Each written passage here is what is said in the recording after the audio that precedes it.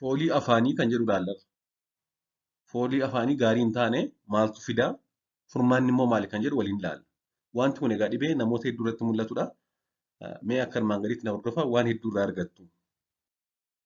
Fooliin afaanii gaarii hin taane bakka gurguddaa sadiitti qoodama. Innis tokkoffaa fiiziyooloojik kan ta'edha. Fiiziyooloojikaal liitoosis kan jedhamu noormaal kan ta'e jechuudha. Foolii afaanii gaarii hin taane kan fiiziyooloojik yookaan noormaalii ta'e.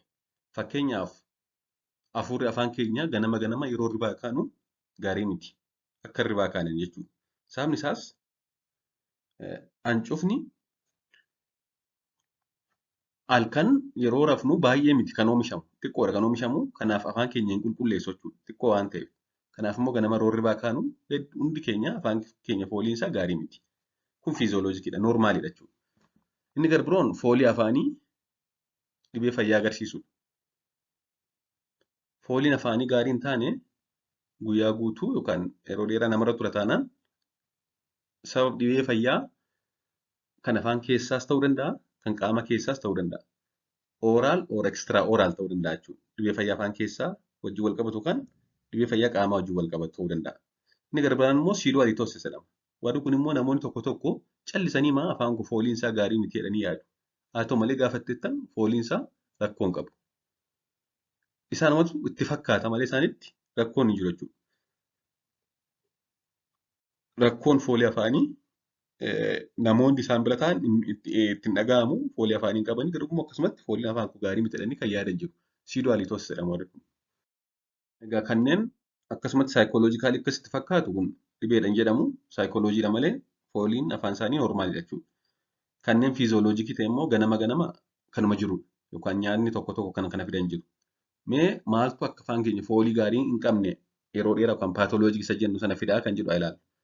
Isaan keessaa koomini kan ta'e nyaata tokko tokkodha. Nyaata nuti nyaannu fakkeenyaaf shunkurtii adii, shunkurtii sakaan akkasumas nyaata soorata mi'eessan soorata akka mi'eessan kan ta'an qimamiin adda addaa kuni yoo itti baay'ate koompaawundiin isaan keessa jiru erga qaamatti absorbi ta'ee booda qaama keessa naanna'ee karaa dhiigaan gara sombaa dhufuudhaan yeroo qaamaa ba'u foolii godhata. Kun baay'ees cimaas hin jedhamu foolii miti xiqqoo ta'a. Haa ta'u malee foolii afaanii gaarii hin taane yeroo dheeraa kan fiduuf inni guddaan qulqullina dhabuu afaanii akkasumas ilkaanii. Poor oral hygiene and dental hygiene kan jennu jechuudha. Kun nyaanni akka ilkaan gidduu turu taasisuun akka baakteeriyaan achitti wal horuun foolii hafuuraa jijjiiru taasisa. Kanaaf qulqullina dhabuu afaanii fi ilkaanii isa guddaadha jechuudha. Inni gara biroon infekshinii erga ilkaanii akkasumas nyaatamuu fi infekshinii godhachuu ilkaaniidha. Ergi ilkaanii gaafa infekshinii godhatu jinjivaa seen ilkaan yoo nyaatame akkasumas infekshinii yoo godhate absasii yookaan malaa yoo uume isaan kun foolii afaanii baay'ee jijjiiru.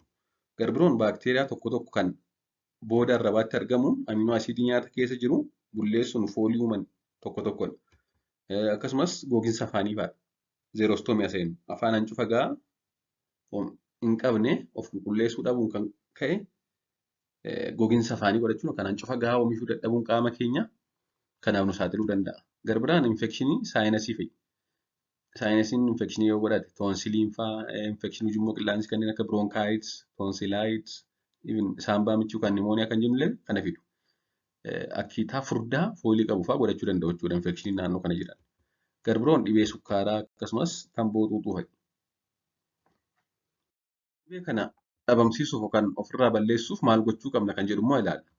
Kan jalqabaa akkuma jenne qulqullina dhabuu ilkaanii fi afaan irraa kanaaf yoo xiqqaate guyyaatti si'a lama ilkaan rigachuu fi akkasumas arraba qulqulleessuu.